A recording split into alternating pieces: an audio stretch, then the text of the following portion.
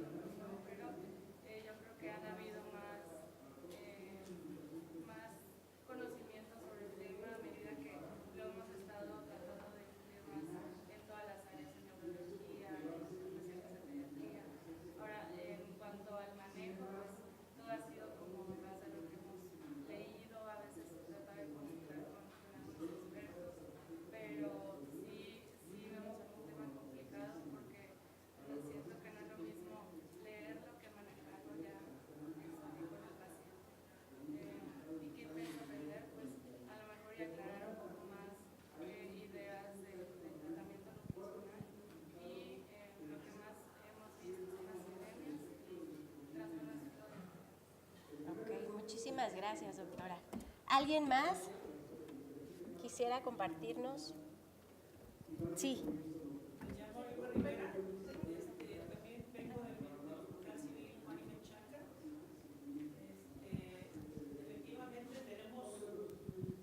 Problemas con errores innatos, básicamente porque en primer lugar desconocemos manifestaciones así claras, porque generalmente son manifestaciones inespecíficas y confundimos a veces a este paciente y le damos un diagnóstico erróneo. Y segundo, yo creo que lo que dice la doctora Yasmín es cierto, muy cierto, porque de pronto ya tenemos la sospecha, contamos nosotros afortunadamente con genetistas en el hospital que están en muy buena disposición, con gente de inmunoalergias que también nos apoya mucho y luego nutriólogos, pero de pronto aún con el equipo no es sencillo el manejo. Entonces yo creo que con esto que nos apoyarán y nos dirán, creo que va a ser algo fabuloso para cuando menos sospechar, obviamente, y posteriormente irnos hacia donde nos sugieran para hacer el diagnóstico lo más preciso y luego tratar de aterrizar en cuanto a manejar estos niños. ¿Sí? Claro, entonces desde el diagnóstico, sí, un poco, la sintomatología. Muchas gracias, doctora. A ustedes. Yo soy el doctor Iván Oyervides, yo soy gastroenterólogo pediatra, estoy en Saltillo, Coahuila, en un hospital pediátrico. Aparte soy el director del hospital, entonces me toca hacer el diagnóstico, echarme el round con el nutriólogo que no sabe manejar, y como director pues arreglar quién lo arregle, quién ve al paciente, ¿no? Entonces, ¿qué espero yo de este taller? Aprender cosas de nutrición que no aprendí en la residencia. Por ejemplo, yo sé manejar muy bien un niño con galactosemia sus primeros meses de vida, es bien fácil, pero cuando tiene 6 años, ¿qué le das de comer? Entonces, ese tipo de cosas son las que yo quisiera aprender del manejo nutricional de los pacientes con errores innatos del metabolismo, o si tengo un niño con fenilcetonuria que me toca a mí en el estado de Secretaría de Salud, revisarlos a todos cuando el tamiz sale sospechoso y decidir cuál sí y cuál no, y empezar el tratamiento, pues también me queda claro que le daré una fórmula, pero luego no sé medir con precisión cuándo la empiezo a alternar con otra, y más aún nuevamente al año, ¿qué le vamos a dar de comer? Claro, gracias, doctora. Bueno, ¿alguien más le gustaría? Ok. Hola, ¿qué tal? Yo soy la doctora Yedías, yo vengo del Centro Médico Nacional, yo estoy en nutrición parenteral y enteral especializada, aparentemente. Nosotros allá en el hospital sí tenemos una clínica de errores innatos, pero ellos sí empiezan con lo que son las fórmulas, pero al momento de que ya empezamos con los niños, de que, a ver, vamos a darle algo más que simplemente fórmula, ahí sí es cuando, oigan, ¿qué creen? Ayúdenos, échanos la mano con niños de diferentes tipos de error innato. Entonces ahí es donde sí empezamos con muchos problemas porque dices, bueno, ¿qué tanto le tengo que dar? Y tenemos que, todo lo que son los alimentos, los tienes que desgajar uno por uno, qué es lo que tiene, qué es lo que le falta, y empezar a armar unas dietas especiales para este tipo de niños. Es muy complejo. Sí, claro, es muy complejo. Definitivamente, bueno, obviamente en 3 horas que quedan no vamos a ver como tan específico el cálculo, pero sí vamos a ver de forma general algunos errores innatos que son sobre todo pues bastante importantes. Los objetivos del taller justamente es poder realizar, como bien decían, la detección, el diagnóstico de las enfermedades más comunes justamente relacionadas con la gastroenterología y errores innatos del metabolismo, conocer conceptos también generales del tratamiento y saber qué hacer y qué no hacer. Esto es realmente muy importante porque podemos empezar a tratar al paciente, pero a veces es con la fórmula que le puede causar más daño o es una fórmula que no es esa, dependiendo, ¿no? Y concientizar sobre la importancia de un manejo multidisciplinario de cada una de las enfermedades. Entonces, bueno, no sé, algunos gastros que están un poquito más familiarizados con esto, saben que hay diversos errores innatos que se asocian con falla renal, con colestasis, con hepatomegalia, y de estos errores innatos del metabolismo, pues nosotros vamos a ver justamente algunos que son los más frecuentes. Entonces, bueno, vamos a ver glucogenosis tipo 1, galactosemia y tirosinemia. Nos pareció bastante conveniente en el contexto de este taller y bueno, vamos a tener obviamente una conclusión. Entonces vamos a empezar ahorita a hablar justamente de de glucogenosis con la especialista Lisbeth López. Hola, pues muy buenas tardes a todos y qué bueno que están aquí. Igual cualquier duda que vayan teniendo pueden irla haciendo durante la plática.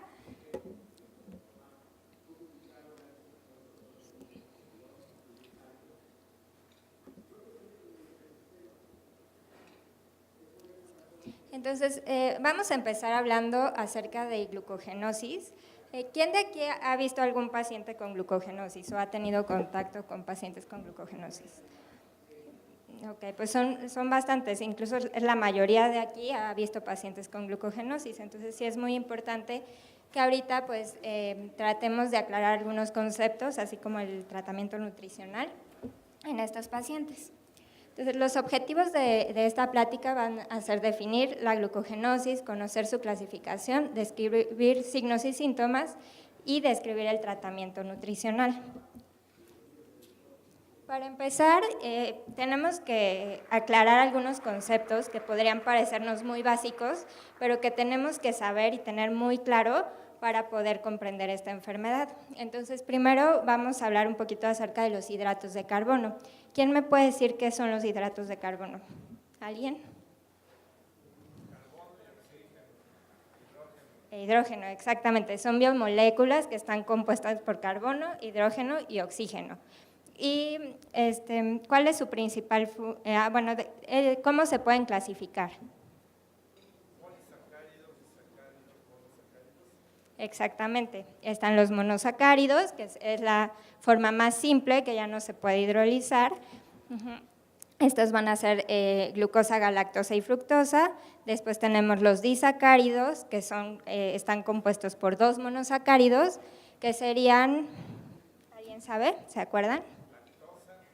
La lactosa, que es glucosa y galactosa. ¿Alguien más? Ajá. sería sacarosa, que es fructosa y glucosa, y maltosa, que son 2 glucosas. Y los polisacáridos son macromoléculas, están compuestas por más de 10 monosacáridos. ¿Ok? ¿Y cuál es la función principal de los hidratos de carbono? Exactamente, su principal función es energía. ¿Ok?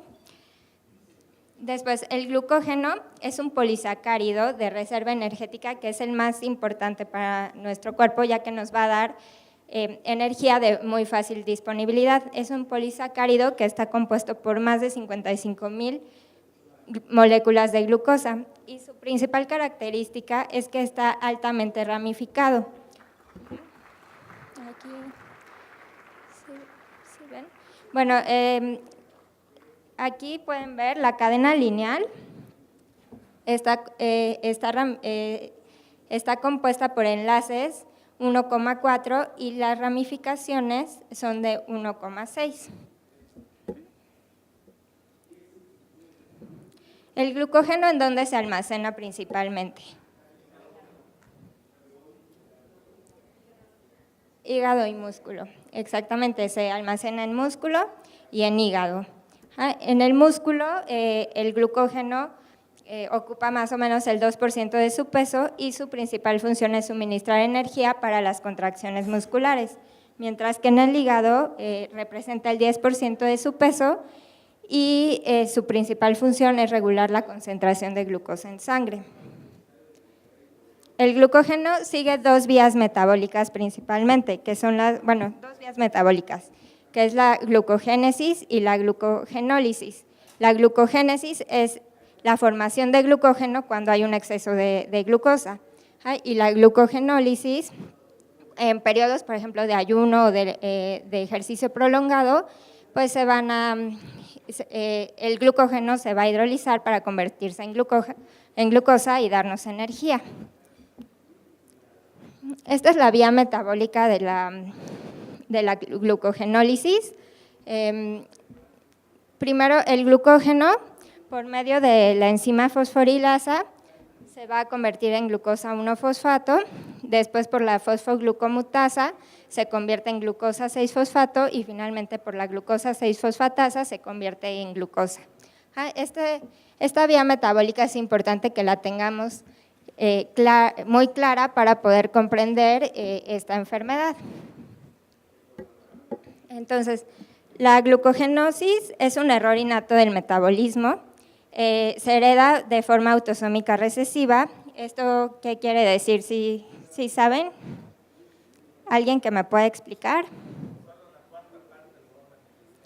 Exactamente, tienen que ambos padres haber donado el gen mutado para que se manifieste la enfermedad, si no únicamente podrían ser portadores.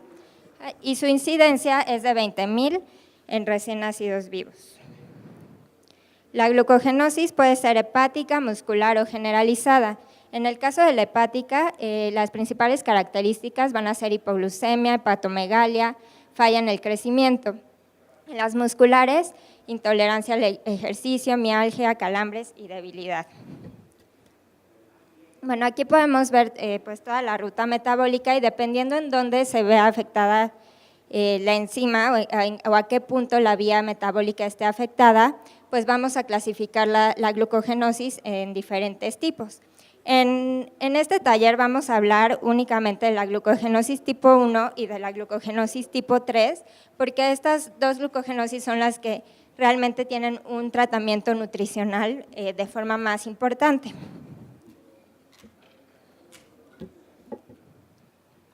Entonces vamos a empezar con la glucogenosis tipo 1. La glucogenosis tipo 1 se da cuando existe un defecto en la enzima glucosa 6-fosfatasa. Esta enzima se encarga de hidrolizar la glucosa 6-fosfato a glucosa. Entonces este paso pues, no se va a poder dar de una forma eficiente y lo que va a ocasionar es que haya una acumulación de glucógeno, sobre todo a nivel hepático.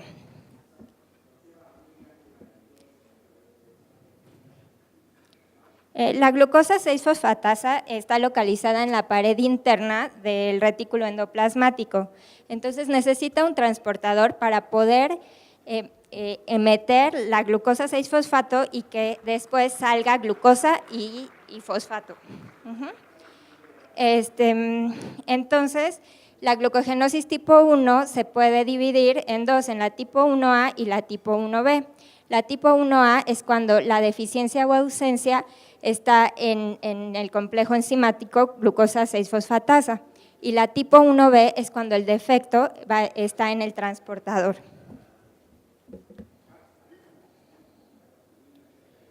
El principal signo de la glucogenosis tipo 1 es la hipoglucemia. Esto lo vamos a encontrar prácticamente en todos los pacientes y es lo que nos puede hacer sospechar que estamos frente a este error innato. La hipoglucemia puede ser muy severa, causando alteración de la conciencia, convulsiones, retardo mental. Normalmente los bebés son asintomáticos en la etapa neonatal, esto porque ellos tienen una alimentación muy continua. No tienen un periodo prolongado de ayuno, están comiendo cada 2 o 3 horas y normalmente es a libre demanda, entonces muchas veces no se manifiesta la enfermedad en la etapa neonatal, sino que empieza cuando el intervalo entre comidas empieza a aumentar y pueden llegar a tener hipoglucemias muy severas de menos de 40 miligramos sobre decilitro entre las 3 a 4 horas postalimentación.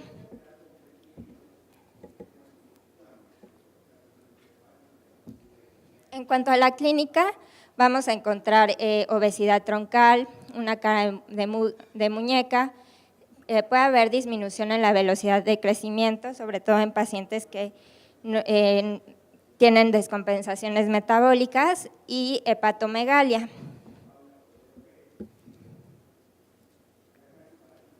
En cuanto a la parte bioquímica, creo que no se ve muy bien, van a tener una acumulación de glucógeno. Como la afección está aquí, pues van a tener hipoglucemia y entonces la glucosa 6-fosfato va a tomar una vía alterna para metabolizarse, que es la vía de las pentosas, y por eso van a tener hiperuricemia. También pueden tener acidosis láctica, el piruvato se convierte en acetilcoenzima A, el cual interviene en la síntesis de colesterol y de ácidos grasos y por eso es que vemos que estos pacientes tienen dislipidemias importantes e incluso podemos encontrar en algunos de ellos hiperalaninemia. Esta diapositiva es importante porque muchas veces sabemos que los pacientes tienen hipoglucemia o hiperuricemia, pero no sabemos por qué se generó esto, ¿no? Entonces, sí es importante entender esto para que realmente pues, comprendamos la enfermedad y podamos tratarla de una mejor manera. El diagnóstico pues, normalmente se hace con la sospecha clínica, niños que empezamos a ver que tienen hipoglucemias muy severas y dislipidemias, lactato elevado. Entonces, si sospechamos de este diagnóstico, se deben hacer los estudios bioquímicos que ya les mencioné en la diapositiva anterior, y se puede hacer una biopsia hepática en la que encontraríamos glucógeno, almacenamiento de glucógeno hepático, y lo ideal es confirmar el diagnóstico mediante un estudio genético que nos permita identificar las mutaciones. Estas son las mutaciones que encontraríamos en la glucogenosis tipo 1A y en la glucogenosis tipo 1B.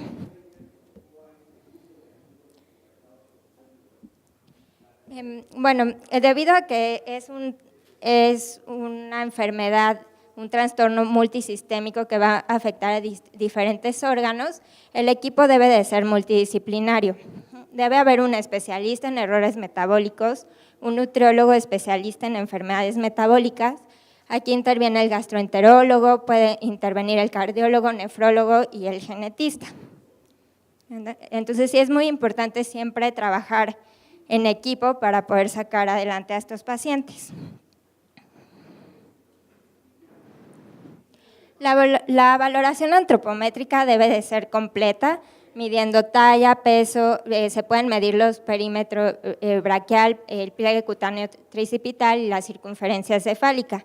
Aquí hay que tomar en cuenta que el peso muchas veces en estos pacientes no va a ser valorable, puesto que tienen hepatomegalia. Entonces, muchas veces nos va a ayudar más ver cómo van creciendo o los pliegues para ver que el estado nutricional sea adecuado. Una parte muy importante y en la que sí quiero enfatizar mucho es que muchas veces vemos a los pacientes con glucogenosis y tienen una talla baja y pensamos que la talla baja es pues parte de la enfermedad. Sin embargo, no es así. Los cambios en la velocidad de crecimiento pueden reflejar un mal control metabólico. Un paciente que está muy bien controlado debe de crecer de forma normal y nunca deben de bajar su curva de crecimiento. Entonces, no nada más es importante ver que su talla de edad esté normal, sino que su curva de crecimiento realmente siempre esté por el mismo carril y no que en una consulta la tengamos en un percentil a lo mejor 25 y después baje entre el 15 y el 25. Esto nos estaría mostrando que el control metabólico no está siendo el óptimo. Los objetivos van a ser mantener la glucosa arriba de 70 miligramos sobre decilitro, evitar flujos rápidos de glucosa, reducir las manifestaciones clínicas y promover un crecimiento normal.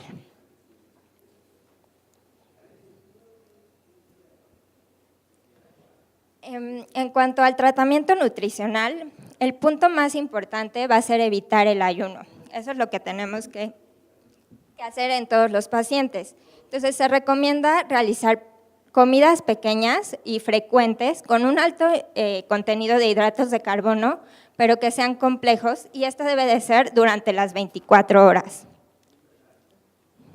El otro punto importante es que debemos eliminar de la dieta la fructosa, sacarosa, lactosa y el sorbitol. Ahora, ¿por qué eliminamos la galactosa? Porque la galactosa sigue esta vía metabólica y en este punto, como esta enzima está alterada, no va a poder convertir la glucosa 6-fosfato a glucosa, haciendo que esta se acumule y por ende también se va a acumular glucógeno. Por otra parte, también les dije que debíamos eliminar de la dieta el sorbitol y la fructosa. Y esta es la vía metabólica que siguen. El sorbitol se convierte en fructosa y bueno, la fructosa sigue esta vía metabólica hasta que se convierte en glucosa 6-fosfato. Y esta igualmente no va a poder ser convertida a glucosa, ocasionando que se convierta en glucógeno y que siga acumulándose el glucógeno hepático. Entonces, por eso es que hay que eliminar sorbitol, fructosa, galactosa y evidentemente sacarosa, porque también igual tiene fructosa. Entonces, el tratamiento nutricional en los lactantes va a empezar, vamos a dar una fórmula que esté libre de sacarosa, de fructosa y de lactosa cada 2 a 3 horas o a libre demanda. Aquí es muy importante leer las etiquetas, porque muchas veces pensamos pues que les podemos dar a lo mejor una fórmula de soya, pero a lo mejor esa fórmula tiene sacarosa añadida, ¿no? Entonces, es muy importante que siempre lean las etiquetas y vean que la fórmula que ustedes escojan, tengan disponible, no tenga ninguno de estos ingredientes que les mencioné que deben de estar eliminados completamente de la dieta. En caso necesario, se pueden agregar maltodextrinas, esto pues para mantener un poco más estable la glucosa o añadir calorías a la dieta si así lo requiere el paciente, pero siempre hay que individualizar. Cuando el bebé ya es capaz de dormir más de 3 a 4 horas, se debe de seguir ofreciendo la fórmula cada 3 a 4 horas. O sea, sí se debe de despertar al bebé, no se puede quedar dormido más horas, porque entonces podría tener una hipoglucemia severa que incluso lo podría llevar a la muerte. Esto se puede dar por vía oral o por sonda, sin embargo, en caso de que La sonda puede ser intermitente o puede ser en infusión continua, aportando entre 8 a 10 miligramos de glucosa kilo minuto. Sin embargo, hay que tener mucho cuidado con las sondas, que no haya ninguna complicación con la sonda, porque de repente puede taparse la sonda o que la bomba de infusión se apague y esto haría que el bebé no reciba la glucosa necesaria e incluso podríamos llevarlo a la muerte si no recibe la cantidad de glucosa que necesita. En cuanto a la alimentación complementaria, esta debe ser normal, se recomienda empezarla entre los 4 y los 6 meses, tal como lo recomienda la ESPIGAN. Sin embargo, a diferencia de los niños sanos, únicamente vamos a ofrecer cereales, verduras y productos de origen animal. Vamos a eliminar todos los azúcares simples, incluyendo la fruta. Y como en cualquier niño, pues no se recomienda dar ni jugos ni golosinas en una alimentación complementaria, pues en estos niños menos. En los niños, la alimentación igualmente debe ser cada 3 a 4 horas. El aporte de hidratos de carbono debe ser de 60 al 70%, y en esto vamos a incluir el almidón de maíz. El almidón de maíz, ahorita vamos a platicar un poquito más a fondo acerca de cómo se debe de dar, pero se debe de contabilizar en toda la energía que vamos a dar, si no estaríamos dando un aporte extra y estaríamos favoreciendo la obesidad. La proteína va a ir del 10 al 20% y los lípidos del 25 al 30%. Y otra vez enfatizando en la restricción de fruta, de lácteos, de sacarosa y de sorbitol. Bueno, el almidón de maíz es la primera línea de tratamiento nutricional en estos pacientes. Este debe de darse de forma cruda. ¿Okay? El almidón de maíz es un hidrato de carbono complejo que está formado por amilosa y amilopectina. La amilosa es la que forma la cadena lineal y la amilopectina es la que ramifica esta cadena lineal. Entonces, si se fijan aquí, la estructura del almidón de maíz es muy similar al glucógeno. Si se acuerdan ahorita, cuando se los enseñé al principio, si se fijan es muy similar. Entonces también es muy ramificado y por lo tanto libera energía en forma progresiva. Y esto hace que los niveles de glucosa se mantengan más estables durante todo el día. El almidón de maíz se debe introducir entre los 6 meses y el año de edad. No se debe de dar antes. ¿Por qué? Pues porque la amilasa pancreática está prácticamente ausente al nacer. Permanece en niveles bajos hasta los 6 meses, donde tenemos alrededor del 10%, y va a alcanzar los niveles de adulto hasta que tengamos los 2 años. Pero a partir de los 6 meses lo podemos empezar a introducir de forma paulatina y viendo la tolerancia del paciente. Podría llegar a tener síntomas gastrointestinales, entonces en ese caso, bueno, hay que igual individualizar, ir viendo cuál es la tolerancia del paciente.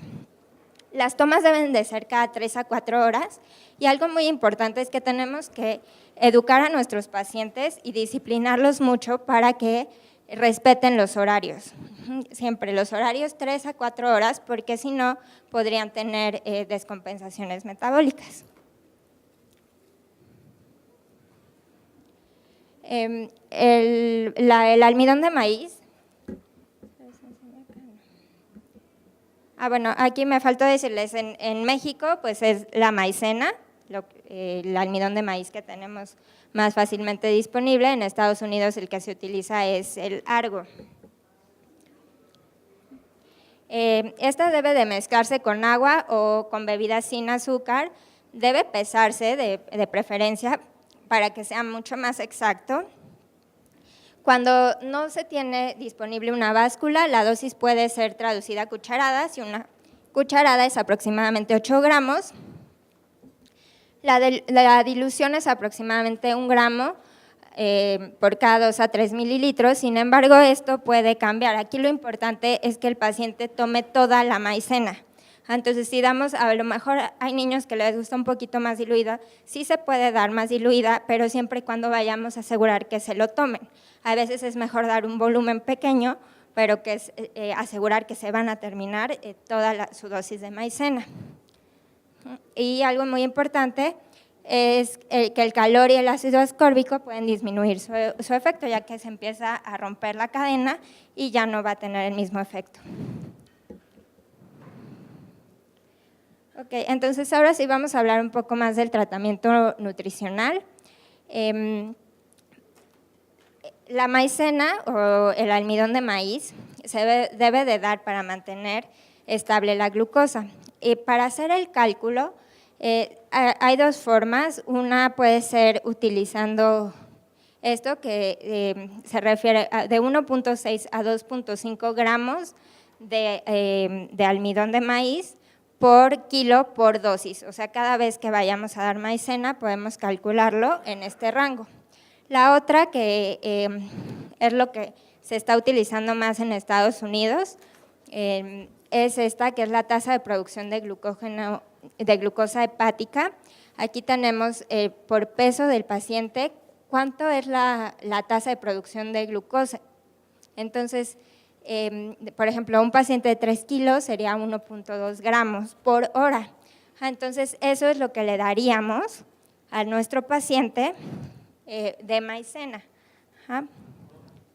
Sí, por hora, lo calcularíamos por hora, porque esa es la tasa de producción por hora. Entonces, ahorita lo vamos a hacer con un ejemplo mucho más claro para que ustedes puedan hacer el cálculo y les quede claro, pero esto sí es por hora.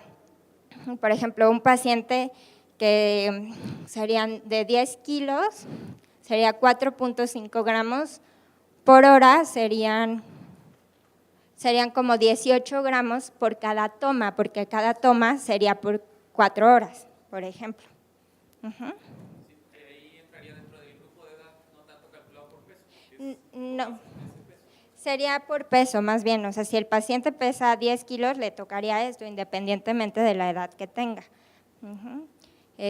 Si, por ejemplo, tiene un peso entre este y este, podría hacer dos cosas. La primera sería como acercarse al que esté más cerca, o pueden también hacer una regla de 3. Entonces, y las tomas de almidón de maíz deben de ser cada 3 a 4 horas. Existe un nuevo almidón de maíz en Estados Unidos que se llama Glycosate.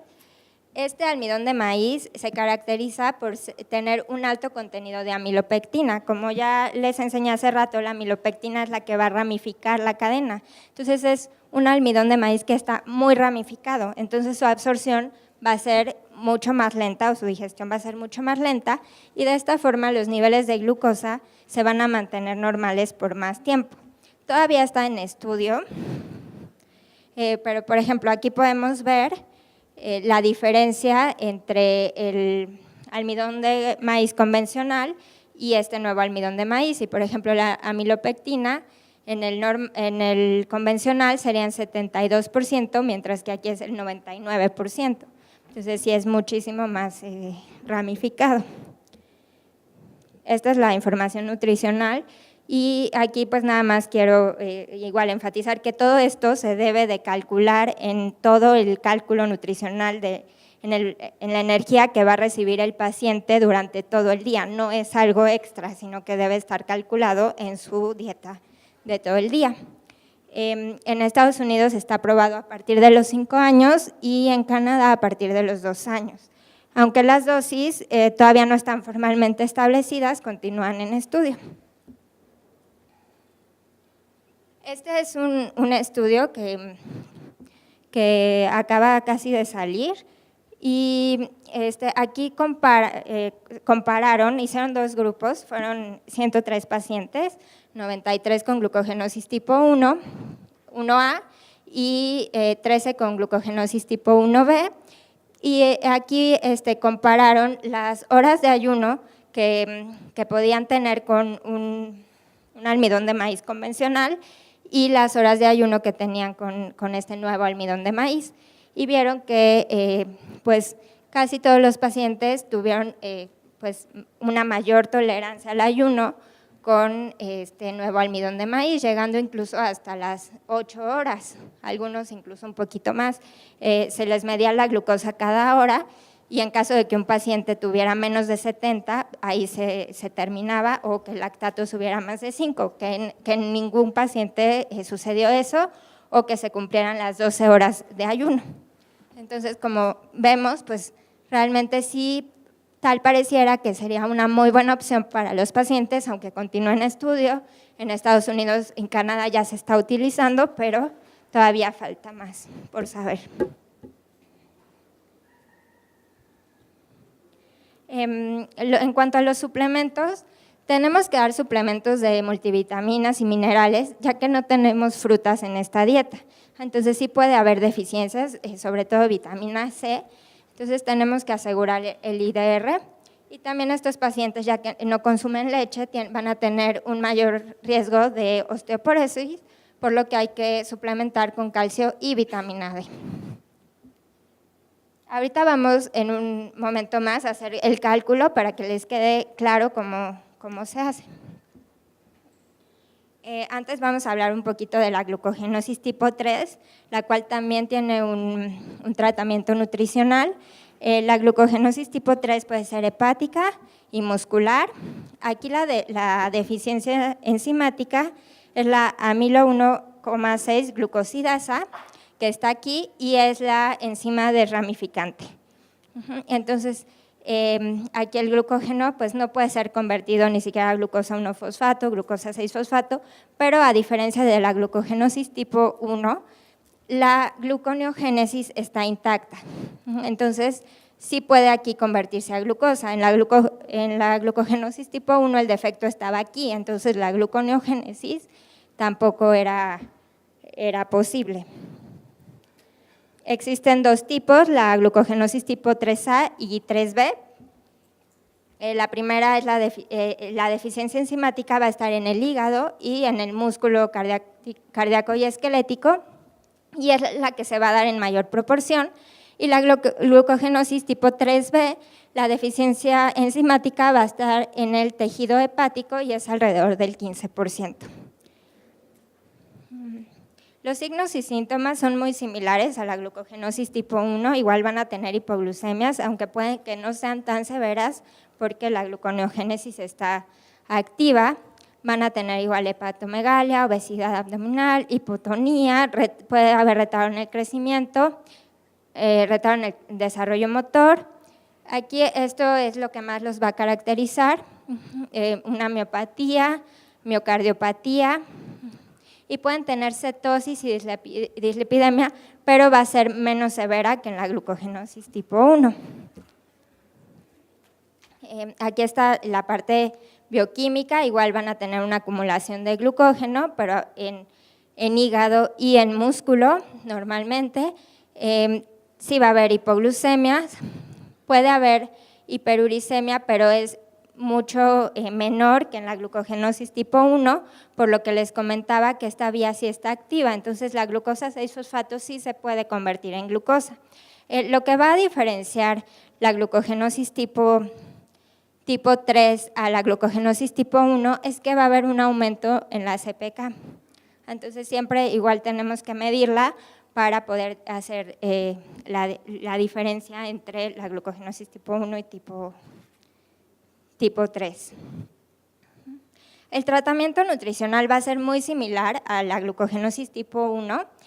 Se deben de dar hidratos de carbono complejos y fraccionados, los cuales van a provenir del almidón de maíz, y va a estar permitido el consumo de lácteos y de frutas, aunque limitado, pero sí lo van a poder consumir porque ya vimos que sí, esta vía pues sí está activa. Entonces la galactosa llega aquí a glucosa 6-fosfato y sí se va a poder convertir en glucosa. Entonces, debido a que la gluconeogénesis está activa, tenemos que aportar una mayor cantidad de proteína. Se recomienda dar entre 3 a 4 gramos por kilo por día. En pacientes pequeños, en lactantes o en edades muy tempranas, muchas veces es fácil llegar a este requerimiento por la dieta. Sin embargo, ya un paciente adolescente, llegar a darle de 3 a 4 gramos por kilo por día de proteína es una cantidad muy, muy elevada. Entonces, lo que se recomienda es adicionar módulos de proteína, pero igualmente aquí hay que leer muy bien las etiquetas porque muchos módulos de proteína pueden tener azúcar. Entonces, esa parte hay que siempre tomarla en cuenta, pero sí se puede adicionar módulos de proteína porque si no sería una cantidad enorme de productos de origen animal y eso también implica una cantidad grande de grasa. El requerimiento, hidratos de macronutrientes, los hidratos de carbono van a ser entre el 55 a 60%, la proteína entre el 15 y 20, pero primero, en este caso hay que calcular primero la proteína para dar entre 3 a 4 gramos, después los hidratos de carbono y ya el resto va a ser de lípidos. Pero es más o menos, esos serían los porcentajes que quedarían. Igualmente hay que evitar el consumo de azúcares simples, reducir el consumo de grasas saturadas y algo muy importante, sobre todo en nuestros pacientes adolescentes, es que hay que evitar el consumo de alcohol porque este es inhibidor de la gluconeogénesis. Entonces pueden tener más riesgo de hipoglucemia porque esa vía que tienen activa pues se inhibiría con el alcohol. Entonces, ahora sí vamos a hacer un caso clínico. Primero les voy a enseñar aquí como paso por paso cómo se hace y ya después ustedes van a hacer un cálculo. Sería muy largo hacer como todo el cálculo, entonces yo sí les voy a enseñar todo el cálculo y después ustedes van a hacer el cálculo, pero de el almidón de maíz, de cómo darían, es otro caso, el almidón de maíz a un paciente. Entonces, en este caso es un paciente femenino, 6 años, 4 meses, que pesa 20.8, tiene glucogenosis tipo 1A. Su requerimiento para su edad es de 1.425 kilocalorías. La mayoría de las veces vamos a dar el requerimiento para la edad. Siempre hay que individualizar, pero esto es como lo más general. Entonces, primero, para calcular la dosis de almidón de maíz, dijimos que esta paciente pesa 20.8 kilos. Entonces, ¿cuánto le tocaría?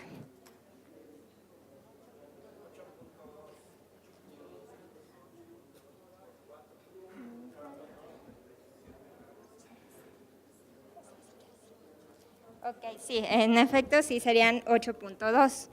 Ok, entonces, las tomas van a ser cada 4 horas. Entonces, ¿cuántos sería?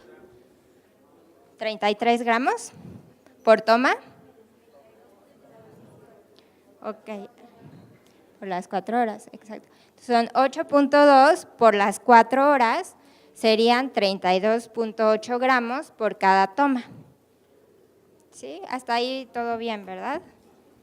Ok.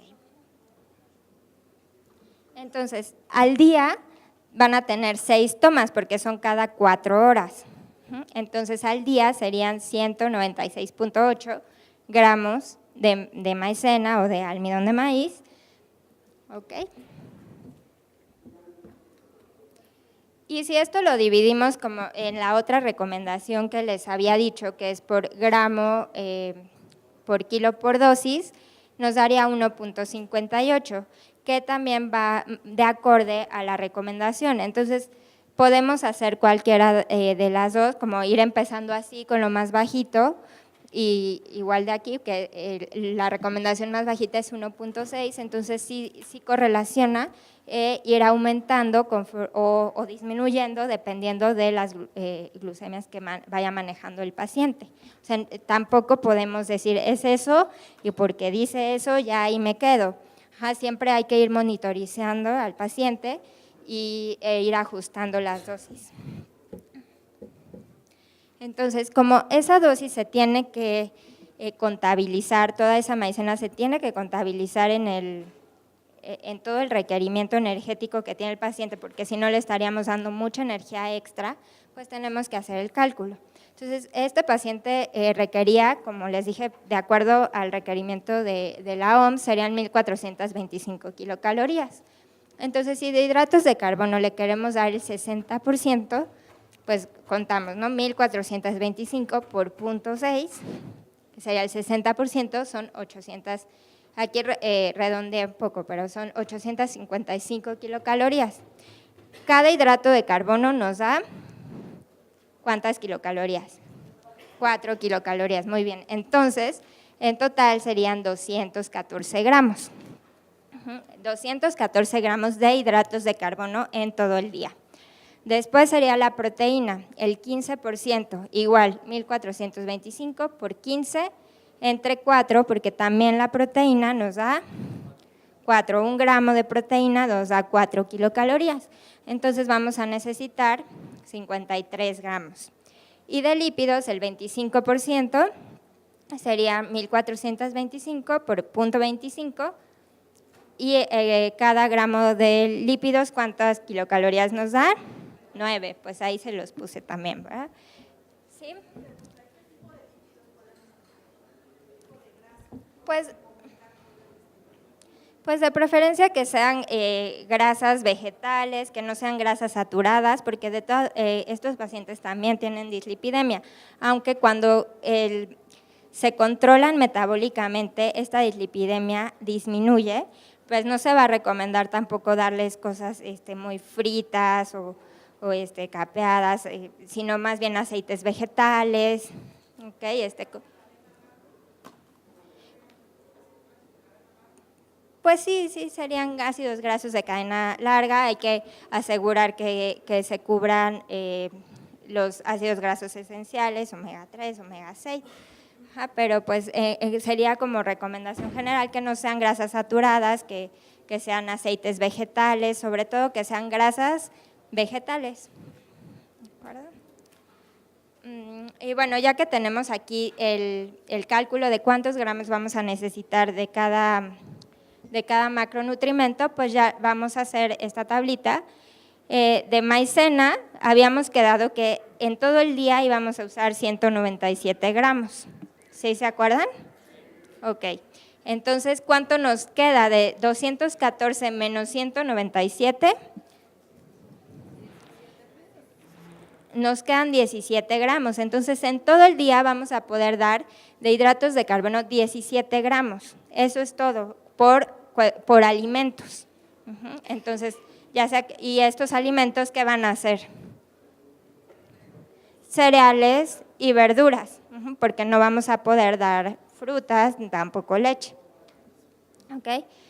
Productos de origen animal, bueno, aquí ya contamos la proteína, lípidos, que serían las grasitas, pues sería esto, y ya en gramos da esto. Porcentaje, pues nos quedó bien el porcentaje y también la energía. Pero entonces aquí lo que quiero enfatizar más es que la maicena se cuenta como hidrato de carbono, o sea, el cálculo va a ser como normal, como una dieta normal, pero aquí los hidratos de carbono hay que restarlos de la maicena y solamente en este caso serían 17 gramos de hidratos de carbono para todo el día en este paciente. Okay.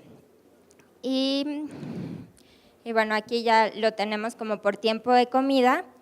El conteo de hidratos de carbono va a ser por alimento. Aquí lo que nosotros hacemos es darles una lista a los pacientes con la cantidad de hidrato de carbono que tiene cada alimento para que puedan contar. Entonces puede ser que un alimento tenga una porción 17 gramos y ya sea lo que va a comer, o pueden ser varios que tengan menos hidratos de carbono, así, pero para que tengan una mayor variedad dentro de todo, pues esto es lo que hacemos nosotros. Como les dije, van a ser solo verduras y cereales. La maicena se recomienda después de cada tiempo de comida, esto sobre todo para que coman, y porque si no luego se pueden llenar. Y se debe de ajustar dependiendo la evolución del paciente. Aquí, bueno, puse estas tomas así de maicena, aunque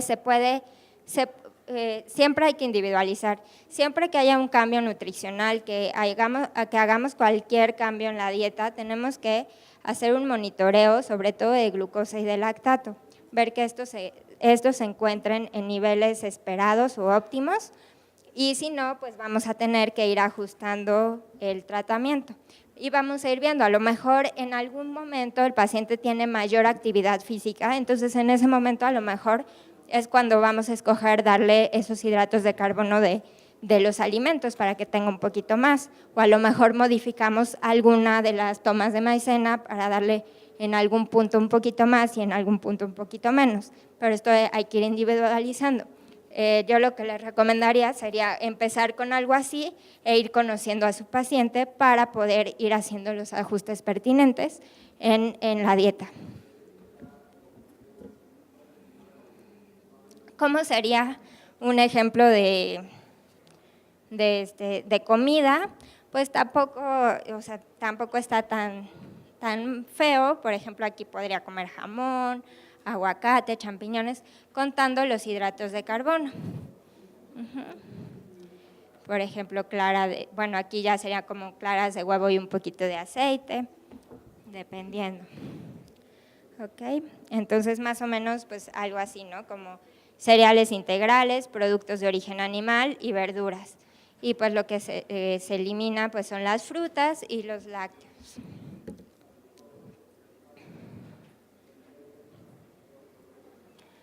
Ok, entonces ahora pues van a ustedes a calcular una dosis de maicena. Este es otro paciente, tiene glucogenosis tipo 1B, tiene 3 años de edad, pesa 15 kilos, entonces lo que quiero es que ahorita por mesa ya les están repartiendo unos vasitos que calculen la dosis de maicena por día y por toma. Eso lo pueden hacer en alguna hojita. Y van a preparar una toma de maicena y la van a probar, nada más. En este caso, como no tenemos báscula, vamos a usar las cucharas. Una cucharada son 8 gramos aproximadamente, pero estas son cucharas chiquitas, ¿no? Entonces serían 8 gramos, para que más o menos de ahí calculen. Razas, sí, razas. ¿De acuerdo? Entonces, si quieren, váyanlo haciendo, damos un poquito de tiempo y ya vemos el resultado, a ver qué les salió.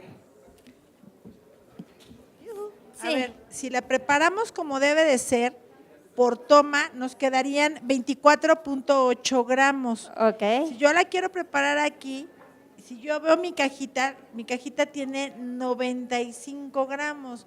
Entonces, pues creo que vamos a alcanzar la mitad, a prepararla como debe de ser, creo. Bueno, a lo mejor que lo hagan en un vasito para que vean como cuánto sería y lo demás pueden ponerle un poquito. ¿Le podemos nada poner, más. digamos, 2 cucharaditas? Sí, Sí, ¿te late? sí, 2 o 3.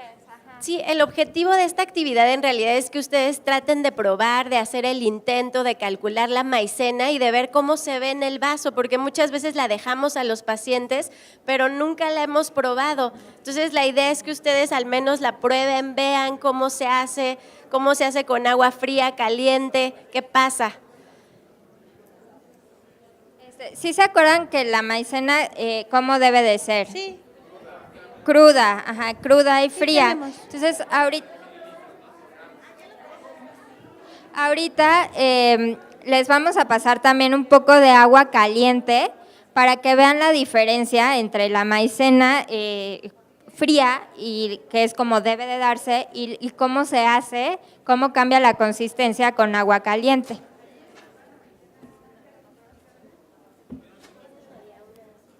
Sí.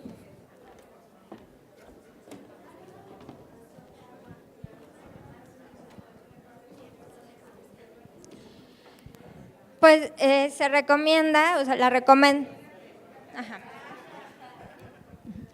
¿Haya una recomendación mínima o máxima en la cual se pueda recomendar cómo disolver la maicena? 3 mililitros por cada gramo de maicena.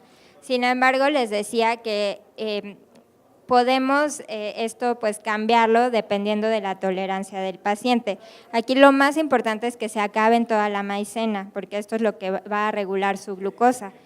Entonces, si hay un paciente que le gusta un poquito más diluida, podríamos darla un poquito más diluida, siempre y cuando aseguremos que se va a acabar el 100% de esa toma.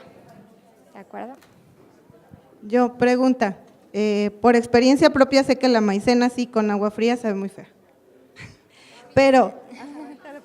Pero el detalle es, mencionaba que el calor va a romper el almidón, entonces se va a degradar más rápido y se va a absorber más rápido.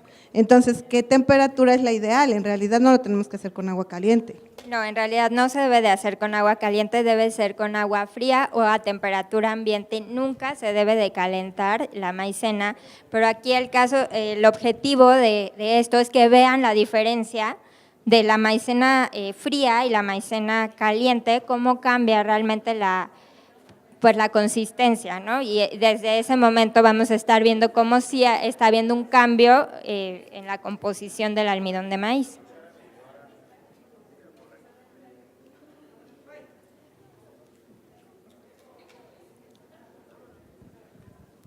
Hola. En el caso de un lactante, ¿la podemos poner con la fórmula especial que deben de utilizar, pues? En el caso… ¿Pero en temperatura tibia o? Sí, en el caso de un lactante, bueno, como les mencioné, se debe dar a partir de los 6 meses, se puede empezar a dar almidón de maíz, porque antes la amilasa está ausente y pueden tener múltiples complicaciones gastrointestinales. A partir de ese momento, pues sí podrían combinarla con la fórmula de soya o la que le den, pero igualmente tiene que estar fría, no pueden calentar esa fórmula.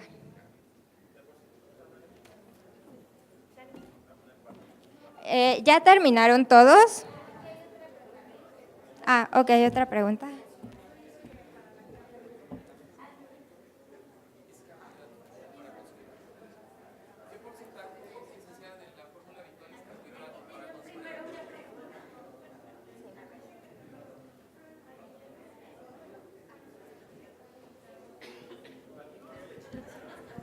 Solo como comentario de lo que me comentaba, preguntaba el doctor que si se podía agregar a la fórmula. En la experiencia, bueno, en el hospital, en caso de unos pacientes que tuvimos con tratamiento precisamente con adicional de maicena, fíjense que notamos que cuando se les agregaba la maicena en la toma de leche, las glucosas seguían descontroladas.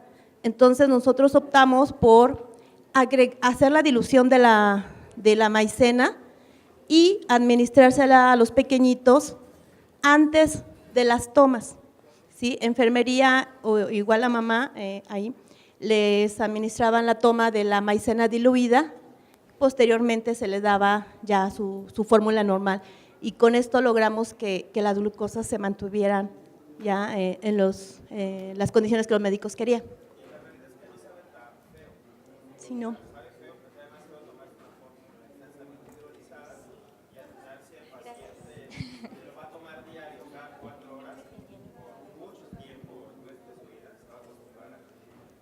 Sí, exacto, sí pueden acostumbrarse a ese sabor. No sé si han visto en algunos pacientes elevación de los triglicéridos cuando están con el tratamiento con las maicenas.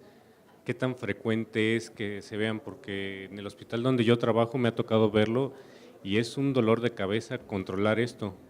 Sí, en realidad la hipertrigliceridemia, le voy a regresar un poquito aquí, es parte de la enfermedad porque el piruvato se va a convertir en acetilcoenzima A y este va a ser precursor de ácidos grasos y de la síntesis de triglicéridos. El hecho de que los pacientes tengan una dislipidemia tan importante nos puede estar hablando que el control metabólico no está siendo el óptimo. Entonces ahí hay que ir modificando y realmente ir monitorizando la glucosa, el lactato, preprandial, postprandial e ir haciendo cambios en el manejo porque que haya una dislipidemia así de importante si nos habla de un mal control metabólico.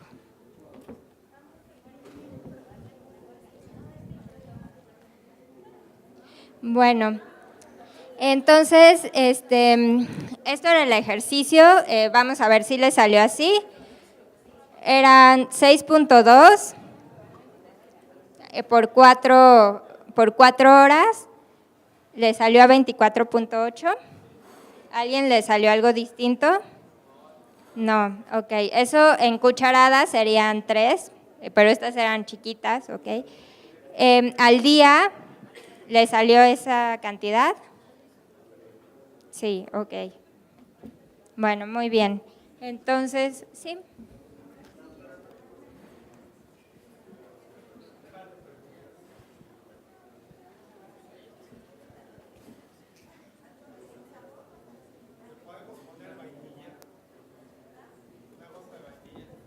Podrían poner vainilla siempre y cuando esta no contenga azúcar. Sí, obviamente natural, ¿no? Una gotita. Sí.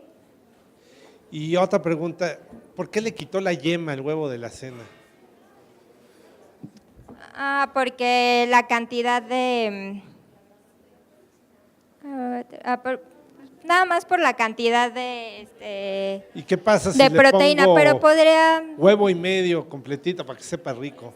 Pues es que la yema tiene más colesterol, pues se podría dar, pero habría que contabilizar muy Obviamente. bien la cantidad de lípidos también. Ujú. Pero pues, por los equivalentes, sí. Pero bueno, también tomar en cuenta que hay alimentos que son más ricos en colesterol y que si nuestro paciente tiene una dislipidemia, pues hay que tratar de modificarlo. Ujú.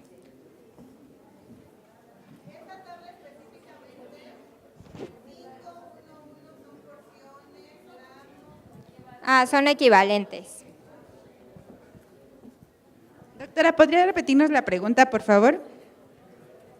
Perdón, simplemente era que la tabla… En hidratos de carbono son gramos, porque solamente tenía 17 al día, y en el resto son equivalentes.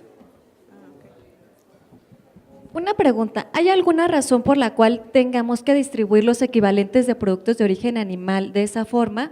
Porque veo que en la comida hay mayor cantidad de equivalentes a comparación de los otros tiempos. No hay ninguna razón. En realidad es porque normalmente los pacientes a esa hora tienen un poco más de hambre. Pero en este caso de este paciente de glucogenosis tipo 1, pues sería los productos de origen animal, pues se podrían dar conforme… O sea, como acoplándonos un poquito a sus hábitos y a su estilo de vida. ¿Tienen otra pregunta? Perdón. ¿El equivalente que pones es igual al sistema de equivalentes mexicano? ¿Ese es el equivalente que se está tomando en cuenta? Sí, los equivalentes que se usan es de un sistema que es el Sistema Mexicano de Equivalentes, en donde pues básicamente cada grupo de alimento tiene una cierta cantidad de proteína, de hidratos de carbono y de lípidos. Es más o menos lo que se utiliza sobre todo para estos pacientes. Aunque los hidratos, en este caso pues estamos utilizando alimentos que únicamente tienen proteína y lípidos, y acuérdense que los hidratos de carbono hay que contabilizarlos por alimento, por eso les damos una lista a los pacientes de qué cantidad de hidrato de carbono tiene cada alimento para que ellos puedan pues escoger los alimentos de acuerdo al cálculo que se les hizo. Dos preguntas rápidas. En el cálculo de la maicena con la cantidad de gramos de carbohidratos que tiene por cada gramo de maicena, por ejemplo, en el cálculo es como 0.9 gramos de… Estoy bien tocoso, así por eso lo digo. Entonces, de los 197 gramos, a mí me quedarían 17 gramos más de carbohidratos que podríamos ocuparlo en alguna otra ración de cereal, por ejemplo, ¿no? Pienso. Y la otra, dijimos, bueno, se comentó que en glucogenosis tipo 3 se pueden utilizar frutas. ¿Qué tanto porcentaje de la distribución energética en ellos? Pues se tiene que hacer el cálculo con la misma distribución energética que les mostré, que va como entre el 50 y el 60% de hidratos de carbono, y ahí podemos incluir pues alrededor de unas 3, o sea, tampoco darles 10 equivalentes de fruta, pero sí puede ser una alimentación un poquito más habitual, que podrían ser entre 3 y 5, igual pues van a tener igual verduras, podrían tener a lo mejor 2 de leche, 2 equivalentes de leche.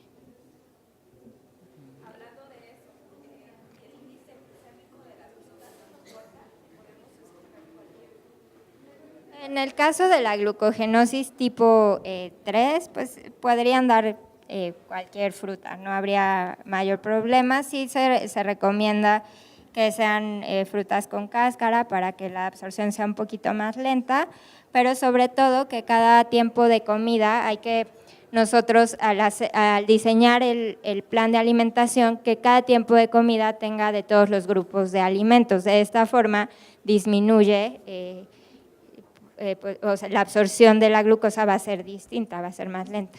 La pregunta fue si se podía utilizar cualquier fruta por el índice glucémico. Pues sí, sí se puede utilizar, pero se puede, lo ideal es que en cada tiempo de comida haya de todos los grupos de alimentos.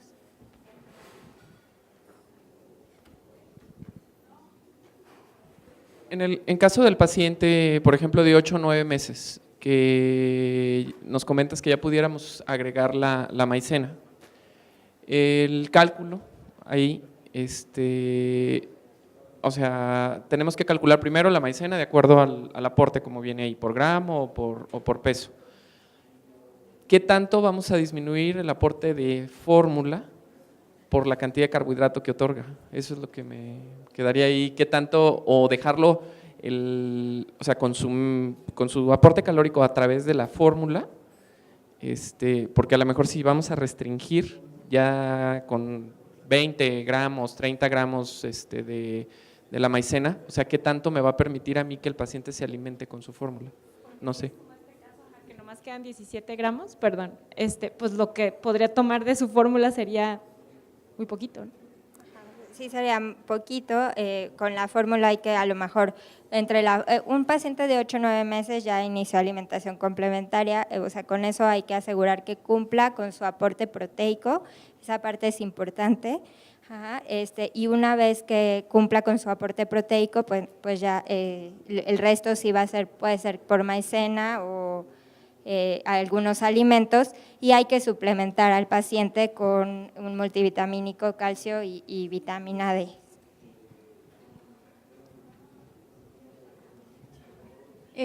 ¿Cada cuánto hay que monitorear la glucosa y el lactato? Bueno, siempre hay que estarlo monitoreando. Cuando hay un cambio dietético hay que ser más estrictos en monitorear puede ser antes y después de cada toma, para ver cómo está respondiendo este paciente a este cambio nutricional, pero en general también siempre se tienen que estar monitoreando 2 o 3 veces al día. Okay. Bueno, igual si tienen… Hay una última pregunta. Una última pregunta, ok. Hola, solo por curiosidad, estando en el país del maíz, ¿hay algo escrito acerca de usar productos de maíz, ¿no? Tortillas o como tal? Digo, yo sé que se somete a calor, pero ¿hay algo como para poder fundamentar o trabajar un poco con maicena y productos de maíz? Pues, o sea, sí se puede utilizar como los productos de maíz como un cereal, pero a pesar de que son cereales complejos, no tienen la misma estructura que el almidón de maíz, que como vimos ya es muy ramificado, y esto hace que la glucosa sea mucho más lento. No sé, pues eso tendría que verlo si pudieran formar como pues al final es de maíz, es un almidón de maíz. Bueno, y nada más por ahí preguntaban de la maicena de sabor, esa no está recomendada porque justamente trae azúcar, entonces la única que se utiliza es la maicena natural. Entonces, con gusto, si tienen más preguntas, vamos a seguir aquí después de este taller y vamos a pasar al siguiente tema, que es galactosemia. Entonces, bueno, rápidamente vamos a ver que la galactosemia pues es un error innato del metabolismo de los hidratos de carbono. Se incluye actualmente en el programa de tamiz neonatal a nivel nacional. Entonces, esta es una de esas enfermedades en que a cualquier persona nos puede llegar un caso. Entonces, es muy importante saber qué hacer y saber de qué se trata esta enfermedad. Entonces, bueno, realmente el objetivo de la galactosa es formar glucosa. Esto es a través de una vía que se llama vía de Lenoir, y en esta vía justamente está implicada la galactosa, y obviamente estas enzimas que van a ir metabolizando la galactosa pueden estar obviamente alguna mutación y esto verse afectado, ¿no? Toda esta vía. De las enzimas que tenemos más importantes, seguro ustedes las conocen. ¿Recuerdan cuáles son?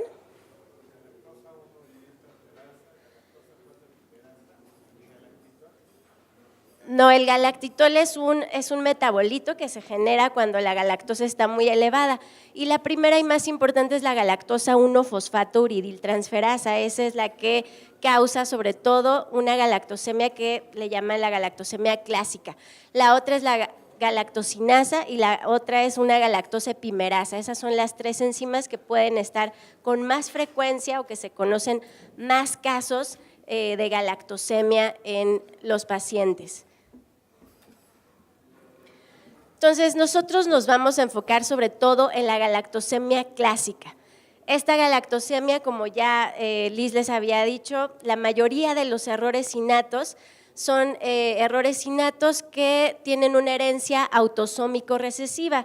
Esto quiere decir que ambos padres son portadores y en cada embarazo hay un 25% de probabilidad que esos pacientes tengan un hijo afectado. La galactosemia clásica es la más frecuente y es por la deficiencia, como les decía, de la enzima galactosa 1-fosfato-uridiltransferasa. Si hablamos de incidencia, podemos decir que 1 en 19,000 a 1 en 44,000 en Estados Unidos y Europa, y obviamente, como en todos los errores innatos, hay algunas poblaciones donde se casan entre ellos y la incidencia es mucho más elevada. En este caso, la población de viajeros irlandeses, no sé si conozcan alguno, pero tiene una incidencia de 1 en 480. Se han identificado más de 250 mutaciones en el gen del GALT. El más común es el Q188R, acuérdense que esto es una sustitución de un aminoácido y el 188 pues es el lugar donde está ese aminoácido. Los más afectados y de los que más bien vamos a hablar en esta plática son aquellos que son homocigotos. Los más frecuentes, sobre todo a nivel mundial, son aquellos que son homocigotos Q188R.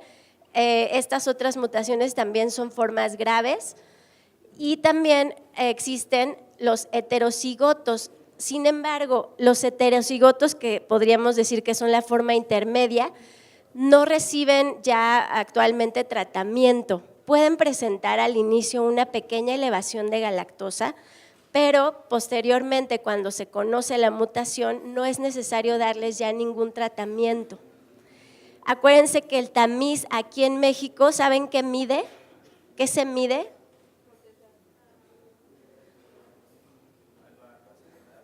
Ajá, aquí en México se mide para saber si un niño tiene galactosemia, pero ¿qué se mide?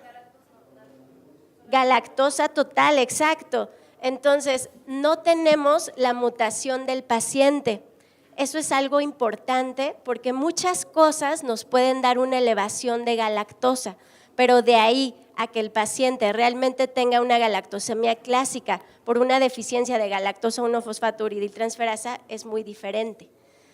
Entonces, también existen homocigotos, que es una mutación que se llama N314D, esto es una forma leve y esa a veces ya ni siquiera presenta una elevación de galactosa, esa básicamente no se trata.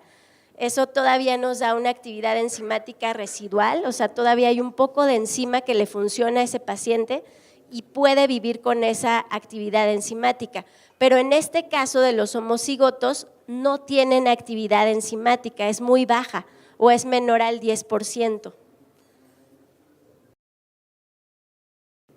Y bueno, con respecto nada más a las mutaciones, el Laboratorio de Errores Innatos en conjunto con Biología Molecular en el Instituto Nacional de Pediatría hace esta determinación de mutaciones por si a ustedes les interesa o tienen algún paciente que tienen dudas qué tipo de galactosemia tiene, porque pueden estar sobretratándolo, pueden estar pensando que tiene una galactosemia clásica con 0% de actividad enzimática y en realidad puede ser una galactosemia que sea leve o intermedia que no requiere tratamiento. Entonces, las manifestaciones clínicas, tenemos aquí pues daño cerebral, cataratas, ictericia, hígado agrandado, lesión renal. Esta galactosemia clásica también se llama hepatorrenal. Pueden hacer un síndrome de Fanconi, pueden tener ahí pérdida de glucosa, aminoácidos, y lo que aumenta aquí en esta enfermedad y que es tóxico para los pacientes es el galactitol. Ese se ha visto que es tóxico sobre todo para los ojos y está relacionado también con sepsis, con edema. Estos pacientes sobre todo tienen una infección por E. coli con mucha frecuencia. Y bueno, aquí tenemos también vómito, diarrea, hipotonía, sangrado, anemia, hepatoesplenomegalia y justamente como bien decía una doctora al inicio de esta plática, pues todos estos síntomas, si se fijan, son muy inespecíficos. ¿Quién no de sus pacientes puede llegar a tener de repente vómito, diarrea? No, muchos, pero es simplemente el que ustedes tengan esta sospecha o que vean que no tiene tamiz ese niño y que no evoluciona de la forma correcta, entonces hay que hacerle más estudios y confirmar. Aquí ya actualmente una galactosemia no solo se trata con galactosa total es del pasado, necesitamos saber las mutaciones de ese paciente, porque sí hay una correlación genotipo-fenotipo en este caso. O sea, sí podemos predecir más o menos cómo le va a ir a ese paciente de acuerdo a la mutación que tiene. Entonces, en cuanto a las pruebas y exámenes confirmatorios, bueno, además de los datos clínicos, pues necesitamos ver un hemocultivo, como les decía, E. coli, tenemos que ver la actividad enzimática. Antes, en el pasado, se hacía una prueba que se llamaba Beutler, era muy famosa, no sé si alguien la recuerde o recuerda en qué consistía.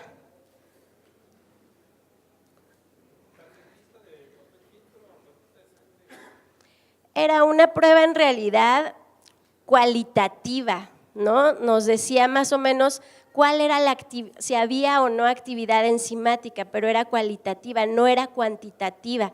Esa prueba ya no se utiliza, ya no la deben de usar, porque ahora existen pruebas cuantitativas de la actividad enzimática y esas pruebas nos dicen si está esa enzima al 10%, al 20%, al 30%, al 40% o si está menos del 1%, etcétera. Entonces, ya no hagan, por favor, más Beutler, es una prueba meramente cualitativa. Y bueno, como les decía, el análisis de la mutación nos va a dar ya el diagnóstico certero. Y bueno, también tenemos el antecedente de que en algunas partes hacen pruebas de reto. Las pruebas de reto ya también están en desuso, estas no se deben de hacer, por eso existen ya métodos de cuantificación de la enzima, como vimos, y el análisis molecular. Estos estudios no se alteran porque se ingiera la dieta, solamente la galactosa. O sea, si nosotros damos al paciente una dieta o no con galactosa, lo que se va a modificar a lo mejor es la galactosa total o la galactosa 1-fosfato, pero no vamos a modificar la enzima. Entonces, finalmente lo que queremos nosotros saber es la enzima, la actividad enzimática. Con eso es que se hace el diagnóstico, no con la galactosa total. Entonces, bueno, el tratamiento en la galactosemia, pues justamente va orientado a restringir la galactosa. Pero aquí, adivinen qué, el papel que juega la dieta se está viendo opacado cada día más porque existe una producción endógena muy importante en el cuerpo de los pacientes. Estamos hablando que la producción endógena puede ir de un bebé de unos 4.5 kilos a 185 miligramos al día o de una mujer de 68 kilos a 900. Eso es una cantidad realmente muy importante. Aquí podemos ver una dieta típica de cualquiera de nosotros. La cantidad de galactosa, si se fijan, puede llegar hasta 12,000 miligramos, o sea, muchísimo de galactosa. Y la producción endógena, pues estamos hablando que vendría a ser alrededor de 2,000 aproximadamente, y la dieta es realmente casi nada. La producción endógena ahora sí que la supera por mucho, ¿no? Entonces, realmente los tratamientos que se están orientando actualmente ya no van dirigidos a la dieta, ya van dirigidos a inhibir alguna enzima para inhibir esta producción endógena. Por eso les decía que aquí la dieta pues está tomando un lugar secundario. Entonces, como objetivos del tratamiento nutricional, sí es todavía restringir el consumo de galactosa, evitar o disminuir complicaciones asociadas a la enfermedad, proveer nutrimentos necesarios para asegurar crecimiento y desarrollo adecuado. Si se restringe la galactosa, ¿qué nutrimentos creen que el paciente podría tener deficiente? Justamente calcio, vitamina D es algo que se tiene que cuidar y también la vitamina K.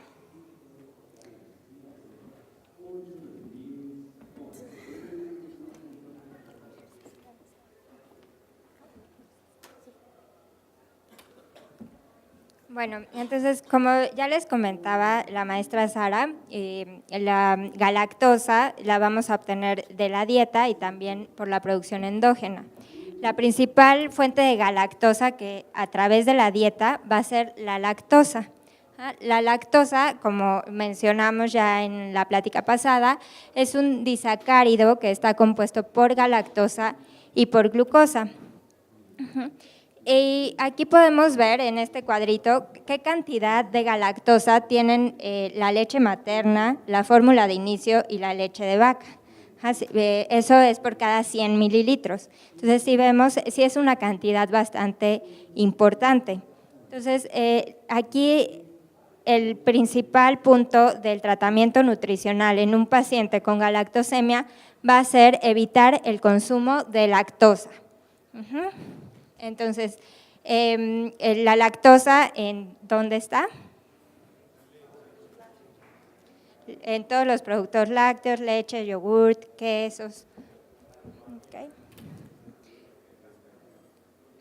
Entonces, la galactosa se encuentra en dos formas. La forma libre, que esta es la forma que nosotros podemos absorber, y esta la vamos a encontrar en lácteos, vísceras, algunos vegetales, semillas y leguminosas y frutas tienen cantidades pequeñas de galactosa libre.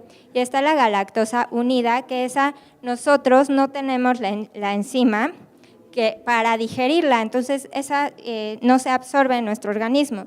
Esta está en algunos vegetales también, semillas, leguminosas y frutas, y no la digerimos porque nosotros no tenemos la enzima alfa-galactosidasa.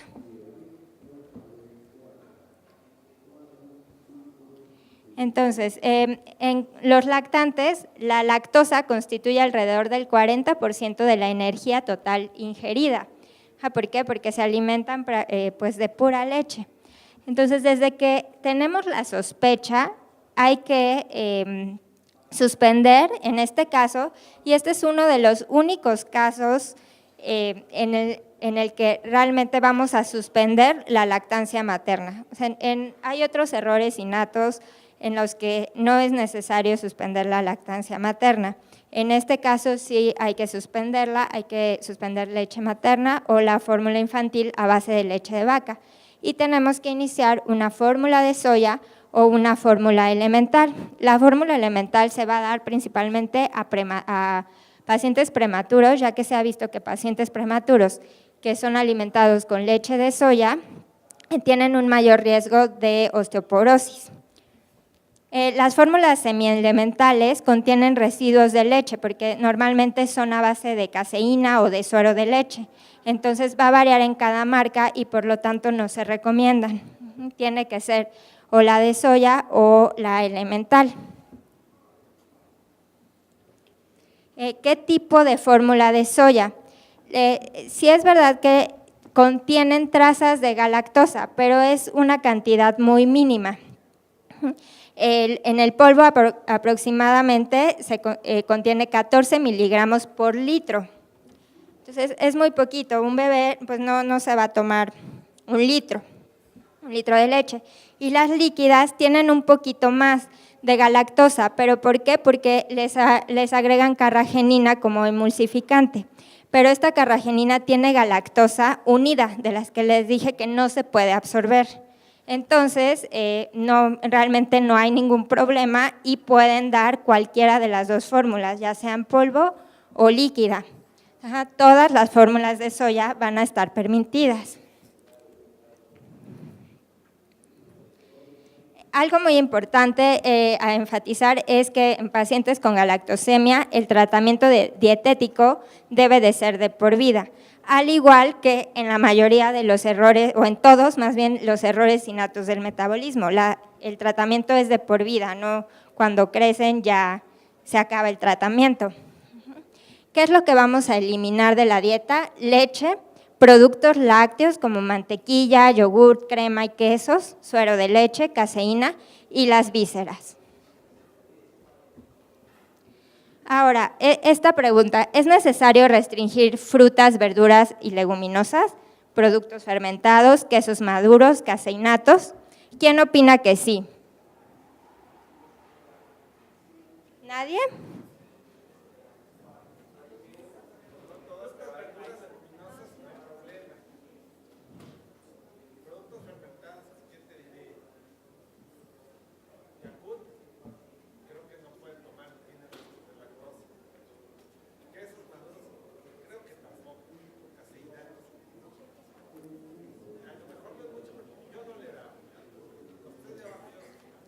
Aquí una opinión es si hay que restringirlos. ¿Otra opinión?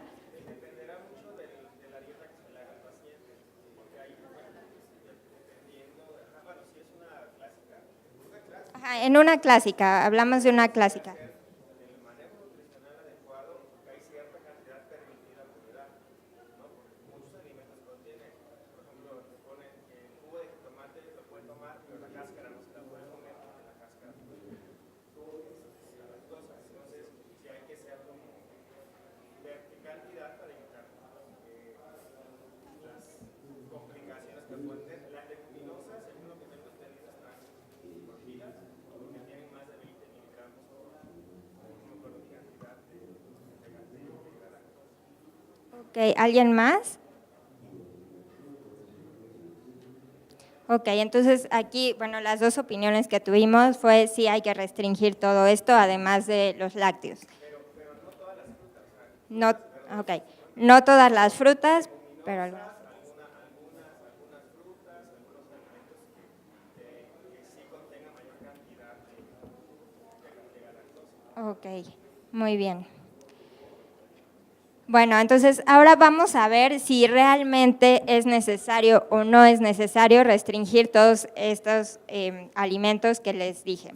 Frutas, verduras, vamos a empezar con frutas, verduras y leguminosas. Las frutas, verduras y leguminosas, como les dije, sí contienen pequeñas cantidades de galactosa. Sin embargo, se han hecho nuevos estudios acerca del contenido de galactosa y estos han visto que el contenido de galactosa libre, que es el que podemos nosotros absorber, es mucho menor del que antes estaba reportado. La galactosa libre normalmente está en menos de 20 miligramos sobre 100 gramos. Aquí en esta diapositiva les pusimos cuánto equivale a aproximadamente 600 miligramos de galactosa. 25 mililitros de leche de vaca tienen 600 miligramos de galactosa. Esto es una cantidad muy grande, porque 25 mililitros pues es un traguito. No los vamos a tomar así y es y nos va a aportar 600 miligramos de galactosa. Sin embargo, 2.5 kilos de jitomate tiene 600 miligramos de galactosa. Yo quiero que aquí alguien me diga, ¿quién se come 2.5 kilogramos de jitomate al día? ¿Alguien de ustedes? ¿No? No, pues yo tampoco. No creo que sus pacientes consuman 2.5 kilos de jitomate al día o 7.5 kilos de manzana, que equivalen también a 600 miligramos de galactosa. O 12 kilogramos de chícharos. ¿Alguien come 12 kilogramos de chícharos? Nos comeremos unos 5 chícharos que vienen en el arroz. O sea, realmente el consumo es muy bajo y la cantidad de galactosa es muy pequeña. Entonces, las nuevas guías dicen no hay que restringir. Aquí tenemos, o sea, que la producción endógena de galactosa es mucho mayor a kilos de jitomate o a kilos de manzana. Un individuo, como ya les mencionaba la maestra Sara, va a producir alrededor de 1,000 o hasta 2,000, dependiendo el peso, va a tener una producción endógena de galactosa mucho más grande que esta cantidad de galactosa que van a obtener de las frutas y verduras. Entonces, bueno, ahí las nuevas guías dicen no hay que restringir ninguna fruta y ninguna verdura. Esto es un punto que sí quiero que les quede a todos muy, muy grabado, porque antes había otros estudios que nos decían sí tienen mucha galactosa, pero no tomaban en cuenta si la galactosa era la que podemos absorber o no. Estos ya los toman en cuenta y sí es muy importante no sobretratar a nuestros pacientes, porque entonces les podemos estar causando más daño del beneficio que les podemos dar, ¿no? Porque estamos restringiendo demasiados grupos de alimentos y esto que nos aporta pues vitaminas, minerales y muchas cosas que necesitamos para tener un adecuado estado nutricional, un adecuado crecimiento, un adecuado desarrollo. En cuanto a la fermentación de los productos, las técnicas de procesamiento de alimentos sí pueden alterar la galactosa libre. Esto es un poco al revés, esto va a aumentar la galactosa libre, que es la galactosa que sí podemos absorber. Entonces, ¿cuáles son algunos de los productos fermentados? Salsa de soya, miso, tofu, tempe, queso de soya fermentado. En este caso, hay algunos profesionales de la salud que sí dejan que los pacientes lo consuman. ¿Por qué? Porque se consumen en cantidades mínimas, muy chiquitos, solo para aderezar. Pero aquí sí hay que tener precaución y hay que individualizar y valorar la restricción dependiendo de cada paciente, porque también hay pacientes que les encanta la soya y que le pueden echar toda la soya a sus alimentos. Entonces, en ese caso, pues sí, lo mejor sería restringir el alimento. Aquí en esta tabla les pongo la diferencia entre el alimento sin fermentar, o cuánta galactosa tiene, y el alimento fermentado. Entonces, por ejemplo, la soya tiene 43.8, mientras que el miso, que es como la soya fermentada, tiene 290.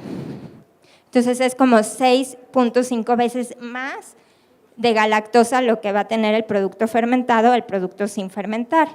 Entonces, esto hay que tomarlo en cuenta y para ver si vamos a restringir estos alimentos o estos productos en nuestros pacientes.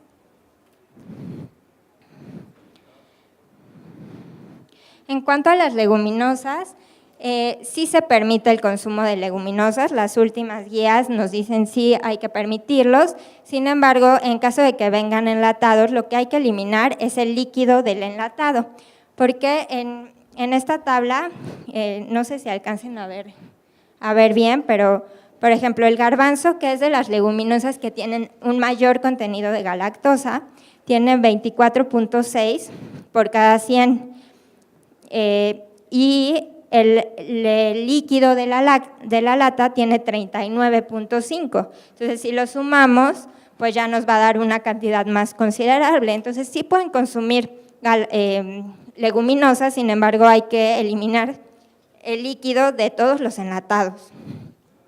En muchos países como Europa y Estados Unidos sí se permite el consumo de quesos maduros. Sin embargo, ellos tienen estudios bromatológicos en los cuales han visto que en algunos quesos tienen 0 galactosa, pero ellos hacen estudios de sus quesos e incluso hay tablas con algunas marcas de quesos de cuáles podrían consumir. Sin embargo, pues en México no hay estudios bromatológicos de los quesos mexicanos, entonces en este caso pues nuestra recomendación es que sí hay que tener precaución porque hay que restringirlos porque no sabemos realmente qué cantidad de galactosa tienen.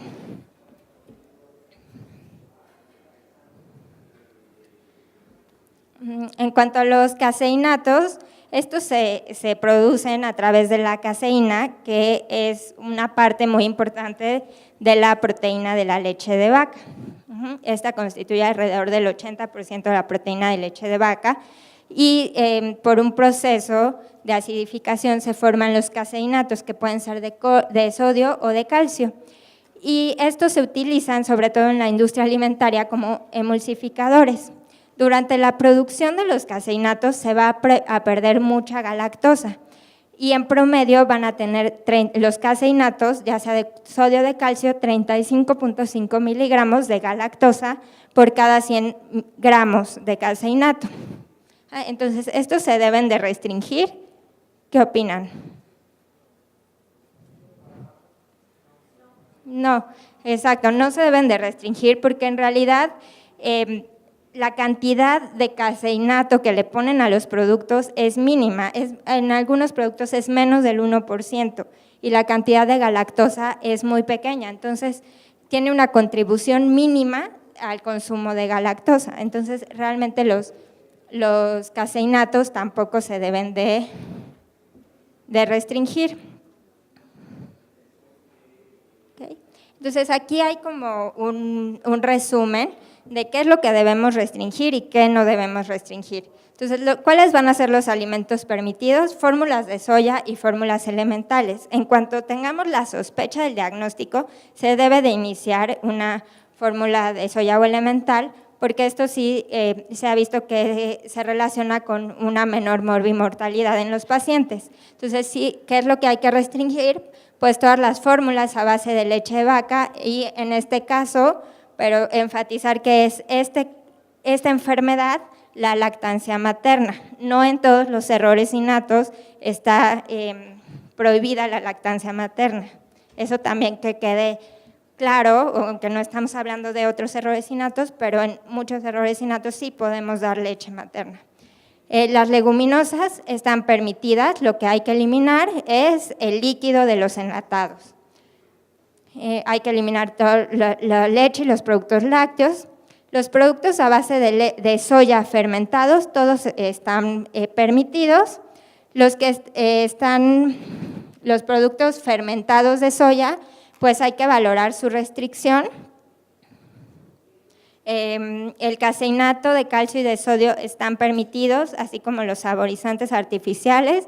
La carragenina también está permitida, como les comenté, esta sí tiene contenido de galactosa, pero es la galactosa que no podemos absorber, así que no interviene en los niveles que vamos a tener. Y los quesos maduros, pues hay que tener precaución. Aquí en México, pues no sería como tan recomendable dar quesos porque no tenemos los estudios suficientes para decir que no tienen una cantidad considerable de galactosa. Sin embargo, en otros países, pues sí están permitidos. Este es un metaanálisis que se realizó acerca de la salud del hueso en pacientes con galactosemia clásica. Si pueden pues, leerlo sería muy interesante, pero aquí la conclusión de este metaanálisis fue que del 10 al 25% de los pacientes con galactosemia clásica pueden tener el riesgo de tener una densidad mineral ósea por debajo del score Z-2. Entonces, en comparación con la población general, entonces sí tienen un mayor riesgo de tener osteoporosis a edades muy tempranas. Entonces sí es muy importante siempre suplementar a sus pacientes con calcio y con vitamina D. En cuanto al monitoreo, pues hay que monitorear galactosa y galactosa 1-fosfato, que no son tan sensibles a cambios en la dieta, el galacitol urinario, vitamina D, calcio y fósforo, los electrolitos, calcio de 24 horas urinario, y sí se recomienda hacer un DEXA a partir de los 8 años de edad, pero hay que suplementar a los pacientes desde antes. Y pues sobre todo lo que les decía, no hay que sobretratar a nuestros pacientes porque lejos de hacerles un bien los podemos estar afectando más. Y bueno, finalmente los invito a todos a que lean este artículo que salió desde este año, del 2017, y son unas guías que son internacionales. En este caso se juntaron